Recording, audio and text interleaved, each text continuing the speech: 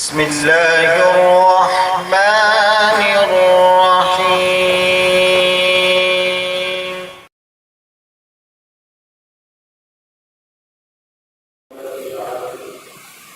الصلاة والسلام على سيد الأنبياء والمرسلين وعلى آله وأصحابه أجمعين.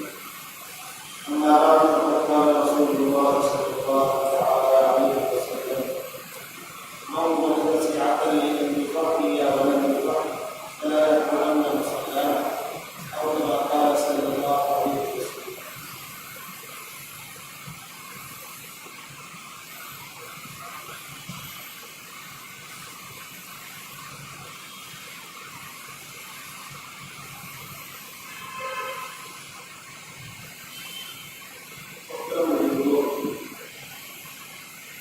آج کی مجلس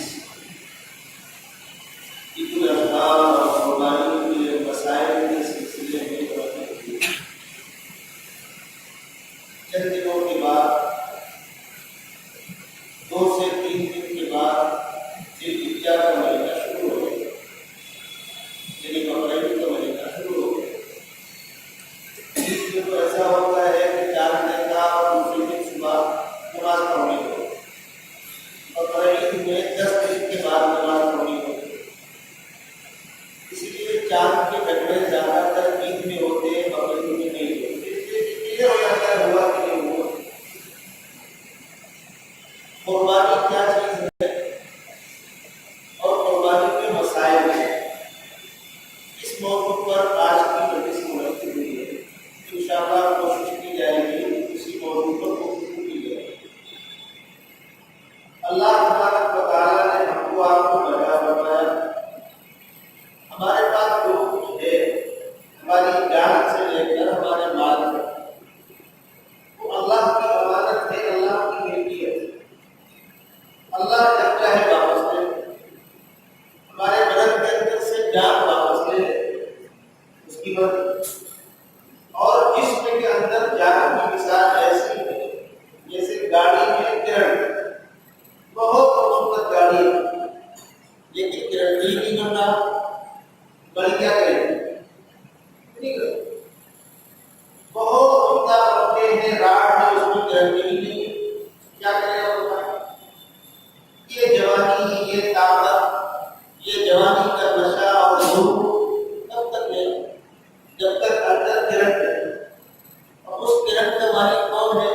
پروردگار الذی خلق الموت والحیات لیبلوکم ایکم احسن عملا۔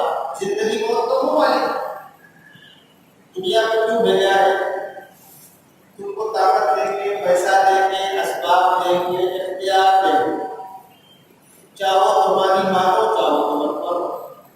نہ ماننے والوں کو مار کے بنوایا نہیں جائے گا، اور ماننے والوں کو شیطان ہاتھ پکڑ کے روک نہیں سکتا۔ آپ حضرات مسجد میں آئے، ابلیس کو اچھا نہیں روک لیا، اور جو بیچارے نہیں آئے، کوئی فرشتہ ان کو ہاتھ پکڑ کے لے کر آئے، چل دکان بند کر کے مسجد میں۔ نہ آنے والوں کو فرشتے آ کر ہٹانے کے نہیں، اور آنے والوں کو راستے میں اور گیٹ میں شیطان کھڑے ہو کر روک نہیں سکتا۔ آنے والے اپنی مرضی سے، نہ آنے والے اپنی مرضی سے۔ کوئی نہ آئے، مسجدیں خالی رہ جائے، خدا کی خدائی میں کوئی فرق نہیں پڑتا۔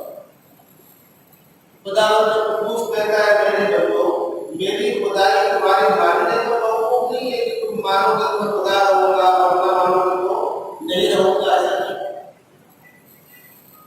خدا کی خدائی کسی کے ماننے نہ ماننے پر موقوف نہیں ہے، رسول کی رسالت کسی کے ماننے نہ ماننے پر موقوف نہیں ہے۔ تم مانو تو خدا ہے، اور نہ مانو تو تم مانو تو سیدنا محمد رسول اللہ صلی اللہ علیہ وسلم سچے پیغمبر آخری رسول ہے، اور تم نہ مانو تب بھی ہے۔ ہاں مانو گے تمہارا بھلا ہوگا، نہ مانو گے اپنا نقصان ہوگا۔ خدا قدوس نے جنت اتنی بڑی بنائی کہ سارے انسان مانے، سوائے، اور جہنم اتنی بڑی بنائی کہ سارے انسان بغاوت کر جائے، سب جہنم میں چلے جائے، کبھی وہ آدمی نہیں مرے۔ حدیث شریف میں آتا ہے روز قیامت جب سارے گنہگار جہنم میں داخل ہو جائیں گے تو جہنم کہے گی پروردگار آپ نے وعدہ کیا تھا کہ میں اس کو کروں گا، میں تو خالی دے میں دسیوں ہزار سال سے انتظار کر رہی ہوں کہ میرا پیٹ بھرے گا، میں تو خالی دے آپ کا وعدہ بڑھنے کا تھا۔ حدیث شریف میں آتا ہے کہ پروردگار جہنم کے اوپر اپنی انگلی رکھ دیں گے جس کے بوجھ سے جہنم چیخ پڑے گی میں بڑھ گئی میں بڑھ گئی میں بڑھ جاؤں گی، اس بوجھ کو اٹھا لیجیے۔ تو انگلی کیسی ہوگی؟ ایسی نہیں ہوگی، لیکن پروردگار کا ایسا معاملہ نہیں، ایسا جسم نہیں، بس پروردگار جیسے ہیں اس کی دنیا میں کوئی مثال نہیں۔ قرآن نے کہا لیس کمثلہ شیء، جبکہ کہنا چاہیے لیس کمثلہ شیء، وہ جیسا کوئی نہیں، یہ نہیں کہا گیا، کیا کہا گیا؟ لیس کمثلہ شیء، اس کے مثل جیسی کوئی چیز بھی نہیں۔ ایک ہوتا ہے کچھ جیسا، ایک ہوتا ہے کچھ جیسے کا جیسا بھی کوئی نہیں۔ اب ہم بندوں کو ماننا ہے کہ نہیں ماننا، یہ فیصلہ ہمارے اوپر ہے، ہم چاہے مانیں چاہے نہ مانیں۔ جن کو نہیں ماننا ان سے گفتگو نہیں ہے، جن کو ماننا ہے، جن کو یقین ہے جس خدا نے پیدا کیا وہی خدا مانے گا، جن کو یقین ہے کہ ہم کو خدا نے کچھ سکھانا ہے، جن کو یقین ہے کہ ہماری ساری طاقت سارا پیسہ سارے وسائل اللہ کی امانت ہے، گفتگو ان سے کی جائے، جن کو خدا کی خدائی کا یقین ہے، اپنی موت کا یقین ہے، آخرت کا یقین ہے، ان کی خدمت میں عرض ہے کہ پروردگار نے ہم کو جو عبادتیں دی ہیں وہ دو طرح ہیں۔ ایک عبادت تو وہ ہے جس کے اندر مال کا کوئی دخل نہیں، جیسے ایمان دین کی کیفیت کا نام ہے، کسی پیسے کا اس میں کوئی دخل نہیں۔ نماز میں پیسے کا کوئی دخل نہیں، روزے میں پیسے کا کوئی دخل نہیں ہے۔ تو جس عبادت میں پیسے کا کوئی دخل نہیں ہے وہاں امیر و غریب سب پر یکساں فرض ہے۔ ایمان ہر مسلمان، امیر ہو غریب ہو کوئی فرق نہیں، نماز سب پر، امیر و غریب میں کوئی فرق نہیں، روزہ سب پر، امیر و غریب میں کوئی فرق نہیں۔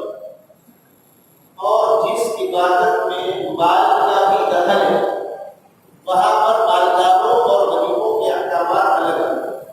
جیسے زکوٰۃ کس پر ہوگی؟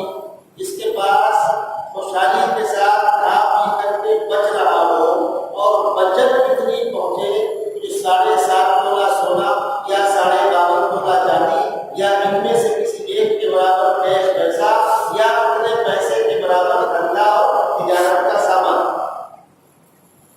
4 میں سے ایک سونا چاندی یا ان میں سے کسی ایک کی قیمت کے برابر پیسہ یا اس قیمت کے برابر تجارت کا سامان، 7.5 تولہ سونا یا 52.5 تولہ چاندی سستی ہے، پہلے بن جاتا ہے اس کا نصاب تقریباً 40,000 کے آس پاس میں چاندی کا نصاب بن جاتا ہے۔ آپ نے کھا لیا، پی لیا، پہن لیا، بچوں کی تعلیم پہ لگا دیا، اپنے اوپر خرچ کیا، گاڑی پہ استعمال کیا، شوق پورا کر لیا، اس کے بعد بھی بچ رہا ہے تو آپ خوشحال ہیں۔ جب خوشحال ہے تو اللہ کی نعمت کے شکرانے کے طور پر آپ کو 2.5% جوڑ کر نکالنا ہے، غریبوں کو ضرورت مندوں کو پہنچا کر دینا ہے، اس کا نام ہے زکوٰۃ۔ جو غریب ہے اس پر زکوٰۃ ہے۔ حج کس پر فرض ہے؟ ساری ضرورتیں پوری ہوتی رہے، اس مسئلے کو غور سے آپ لوگ سن لیں۔ آپ کی اپنی ضرورت اور جو لوگ آپ کے ساتھ جڑے ہوئے ہیں، جن کا خرچہ آپ کے ساتھ جڑا ہوا ہے، پورے والدین ہیں، چھوٹے بہن بھائی ہیں، بیوی بچے، جتنے لوگوں کا خرچہ آپ سے جڑا ہوا ہے ان سب کی ضرورتیں پوری ہوتی رہے اور آپ جا کر کے حج کر کے آ رہے ہیں، کسی کو بھوکا چھوڑ کر نہیں، کسی کا پیٹ پال کر نہیں، بالکل غلط۔ کسی دینی کام میں گھر والوں کا حق مار کے باہر جانا، حج ہو یا تعلیم ہو، کوئی بھی کام اجازت نہیں۔ جن لوگوں کے حقوق ہم سے وابستہ ہیں وہ حقوق ادا کرتے ہوئے پھر میں اپنی ذات سے قربانی دوں، بہت اچھی بات ہے۔ تو حج بھی اس وقت فرض ہوگا جب حج میں جانے والے کے لیے یہاں جو لوگ اس کے خاندان جو اس سے وابستہ ہے، جن کے خرچے کی اس کی ذمہ داری ہے، ان کے سارے خرچے پورے ہوتے رہے اور یہ جا کر کے آ جائے، اس کے پاس آنے جانے وہاں رہنے کے سارے خرچوں کا پیسوں کا انتظام ہو، اس پر حج فرض ہو گیا، نہ ہو تو نہیں ہو۔ زکات کے اندر پیسے کا دخل ہے، امیر و غریبوں کا فرق۔ حج کے اندر پیسے کا دخل ہے، امیر و غریبوں کا فرق۔ قربانی کے اندر پیسے کا دخل ہے، امیر و غریبوں کا فرق۔ جو خوشحال ہے ان پر قربانی معیار کیا ہے؟ ابھی آپ نے زکات کا مسئلہ سنا، 7.5 تولہ سونا یا 12.5 تولہ چاندی، یا چاندی چونکہ پہلے سستی پڑتی ہے تو چاندی 12.5 تولہ چاندی کی قیمت کے برابر ہے پیسہ، یا تجارت کا دھندے کا سامان، ان 4 چیزوں پر زکات فرض ہو رہی ہے۔ قربانی ان میں ہو جائے گی، کسی کے پاس 7.5 تولہ سونا ہے تو قربانی، 12.5 تولہ چاندی ہے تو قربانی، تقریباً 40,000 روپیہ ہے تو قربانی، یا اتنے پیسے کا دکان میں سامان ہے تو قربانی۔ ان 4 کے علاوہ 5ویں چیز جس پر زکات تو نہیں تھی قربانی ہوگی، وہ کیا؟ زائد سامان۔ ہم اور آپ ہیں، ہمارے پاس نہ 7.5 تولہ سونا، نہ 12.5 تولہ چاندی، نہ ہی 40,000 روپیہ، لیکن ہمارے پاس بڑا مکان ہے، گھر کے اندر ضرورت سے زائد سامان ہے، مہنگا کباڑ، مہنگی پلنگ، مہنگا فریج، مہنگی پائپ، 10 جوڑ 20 جوڑ کپڑے، 4 5 جوڑ کپڑے مہنگی، اس کا پیسہ شمار ہوگا یا اپنی مالدار، اس پر زکات تو نہیں ہے لیکن قربانی ہوگی۔ کیوں؟ زکات جو ہے وہ پرسنٹ اور قربانی جو ہے وہ پر ہیڈ ہے۔ ایک آدمی لکھپتی ہے، ایک قربانی، کروڑ پتی ہے تب بھی ایک قربانی، ارب پتی ہے تب بھی ایک قربانی، لاکھ پتی تب بھی ایک قربانی۔ اس کے مقابلے میں لکھپتی پر 2,500 زکات، کروڑ پتی پر 2.5 لاکھ زکات، ارب پتی پر 2.5 کروڑ زکات، وہاں پرسنٹ بڑھتا جائے گا، یہاں پر ہیڈ ہے، اس لیے اس میں تھوڑی سختی ہے۔ زکات جن بنیادوں پر ہوتی ہے ان بنیادوں پر قربانی تو ہو ہی جائے گی۔ نہیں ہے پیسہ، بڑا مکان ہے، کھیتی باڑی ہے، آزاد ہے، زمینیں پڑی ہوئی ہے، کارخانہ ہے، لوٹ ہے، یہ مالداری کی علامت ہے، اس پر زکات کر دیں گے لیکن قربانی ہوگی۔ اب سنیے، جن لوگوں پر قربانی واجب ہو گئی اور وہ قربانی نہیں کر رہے ان کا انجام کیا ہوگا؟ اللہ کے نبی صلی اللہ علیہ وسلم نے ارشاد فرمایا، اور میں نے وہ حدیث پڑھی تھی، من وجد سعة لأن يصلي لأن يزكي ولم يزكي، جو قربانی کرنے کی طاقت رکھتا ہو، طاقت رکھنے والا ہوگا، جو قربانی کرنے کی طاقت رکھتا ہو اور قربانی نہ کرے، اس سے کہہ دو خبردار خبردار ہماری عیدگاہ کے قریب نہ آئے، فلا یقربن مصلانا، اس کو ہماری عیدگاہ کے قریب آنے کی ضرورت نہیں۔ اس کو پیغمبر علیہ السلام اپنے ساتھ نماز پڑھنے کی اجازت نہ دے رہے ہو، عیدگاہ میں آنے کی اجازت نہ دے رہے ہو، اس کا انجام کیا ہوگا؟ اس لیے جو لوگ بھی اس حیثیت کے ہو جن پر قربانی واجب ہے ان کو قربانی کرنا۔ آپ قربانی کے لیے جانور پورا لے لیں، بکرا لے لیں، کم گنجائش سے حصہ لے لیں، یہاں مہنگا ہے دائرہ کچھ کم کا ہوگا وہاں لے لیں، ملک میں لے لیں، لیکن جتنے افراد پر قربانی واجب ہے ان کی طرف سے قربانی کرنا۔ قربانی کا جانور، چھوٹا جانور، بکری بکرا، بھیڑ بھیڑا، اس کو 1 سال کا ہونا ہے، 1 سال میں 1 دن بھی کم ہوگا تو قربانی نہیں ہوگی۔ بکری بکرا، میڈھے کے اندر یہ گنجائش ہے، اگر میڈھا 6 مہینے سے اوپر کا ہو، بھیڑا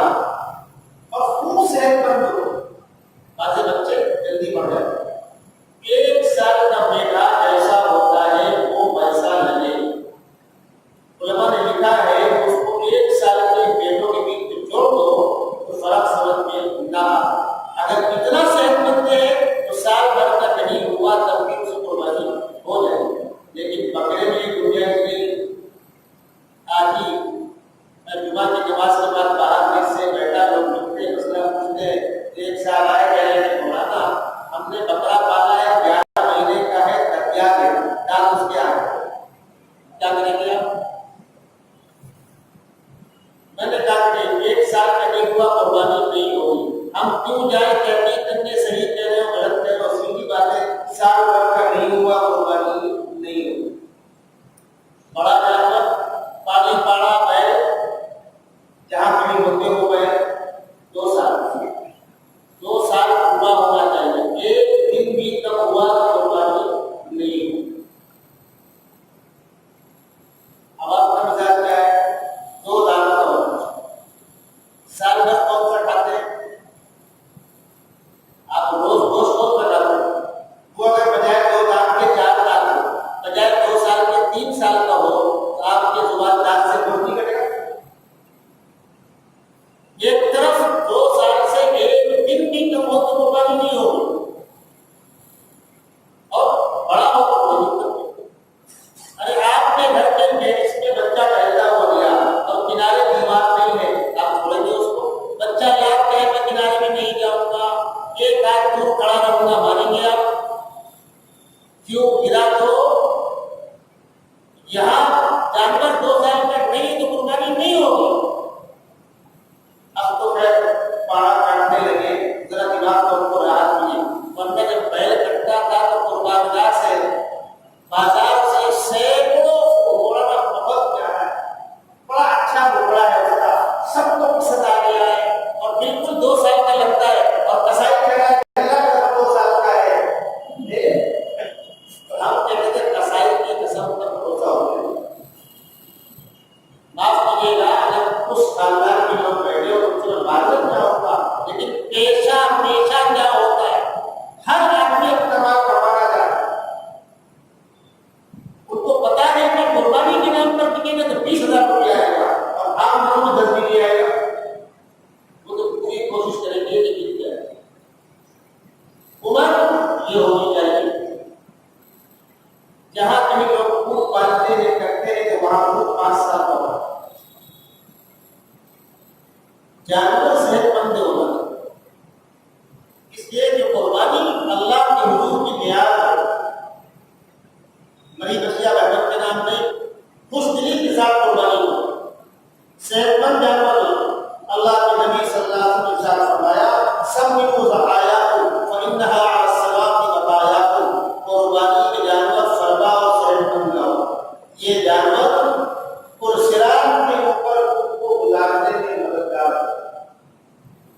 وہ پل جو جہنم کے اوپر رکھا جائے, تلوار کی دھار سے زیادہ تیز اور بال سے زیادہ باری, جس کے اوپر سے چل کے سب کو گزرنا ہے. ہم میں سے کسی کو نہیں معلوم بال آگے کے ٹکٹ کا جہنم میں گریں گے تو وہی سبب میں ہے. اللہ کے نبی صلی اللہ علیہ وسلم فرما رہے ہیں سمعوا ذبائحکم فانھا علی الصراط مطایاکم. قربانی کا جانور خدا کا فیصلہ, اس میں کوئی پھیل آ گیا, اب کیا کریں؟ جانور ہی تو باہر بنا ہوا ہے, چوٹ لگ گئی, جگڑ لگ گئی, آپس میں لڑ لیے, سینگ ٹوٹ گئی, کان میں ہول ہو گیا, کچھ چبا رہا تھا جھٹک دیا, کان ٹوٹ گیا, ہوتا ہے. آنکھ میں بات آ گئی, آنکھ میں روٹی کو ہو گئی, کیا کریں گے؟ مسئلہ سن لیا. آپ کی روٹی اگر چلی گئی تو قربانی نہیں ہوگی. ایک آپ کی روٹ کے لیے قربانی نہیں. کام ہٹائے, کام اگر بند خرچ 33% تک اگر کٹ گیا ہے تو قربانی نہیں, اور اس سے کم کٹا ہے تو قربانی ہے. سینگ لڑے آپس میں, کوکل نکل گیا, اوپر کا حصہ ٹوٹ گیا, سینگ ٹوٹ گئی, کوئی سینگ کے چھوٹے بڑے ہونے سے, کوکل نکل جانے سے, ٹکڑا الگ ہو جانے سے کوئی فرق نہیں پڑتا. ہاں سینگ ہل گئی اور سر میں جہاں پر سینگ اگی ہوئی ہے اندر تک زخم چلا گیا. کبھی ایسا ہوتا ہے ہل گئی, تھوڑا ٹوٹ گیا, اچھا ہو گیا, کوئی دقت نہیں. اندر تک دماغ کے اندر تک زخم کی تکلیف پہنچ رہی ہے تو قربانی نہیں ہوگی. ورنہ سینگ کوئی بنیاد نہیں, چھوٹی ہو بڑی ہو نہ ہو, جانور بھوکا ہو,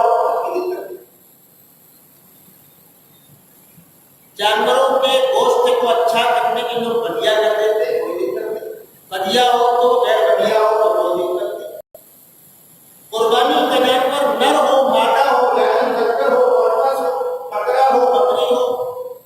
بکری بچہ نہیں دے رہی کوئی نہیں کرتی، گوشت کا مقصد ہے. بچہ دے چکی ہے تب بھی چلے گا. بھینس ہے بچہ دے چکی تب بھی چلے گی. بچے نہیں دے رہی باندھ ہے تب بھی چلے گی، کوئی نہیں کرے. قربانی کا جانور افضل تو یہ ہے کہ پالا جائے، لیکن شہروں کی آبادی میں رہائش میں تنگی ہوتی ہے. دو دن 4 دن پہلے آپ جو بھی لائے اس کو محبت کے ساتھ پالیے، خدمت کیجیے، اس سوچ کے ساتھ. یہ عمل اس قربانی کی نقل ہے جو سیدنا ابراہیم علیہ السلام نے اپنے بیٹے کی گردن پر چھری چلا کے انجام دیا. ابراہیم علیہ السلام نے اللہ کے حکم سے اپنے بیٹے کی گردن پر چھری چلا دی. اللہ کی مرضی نہیں ہوئی، گردن نہیں کٹی. بیٹا انتظار کر رہا ہے کہ ابا کاٹتے کیوں نہیں، اور ابا انتظار کر رہے ہیں کہ بیٹا نہیں لاتا ہے میں تو کاٹ چکا. تو بیٹا کہتا ہے کہ ابا انتظار کس بات کا؟ تو باپ نے کہا بیٹا میں تو کاٹ رہا ہوں. یہ گفتگو کیوں ہو رہی تھی؟ جب قربانی کے لیے چلے تو شیطان نے روکا. ابراہیم کہاں جا رہے ہو؟ تو بولے بیٹے کو قربان کرو. پاگل ہو گئے ہو؟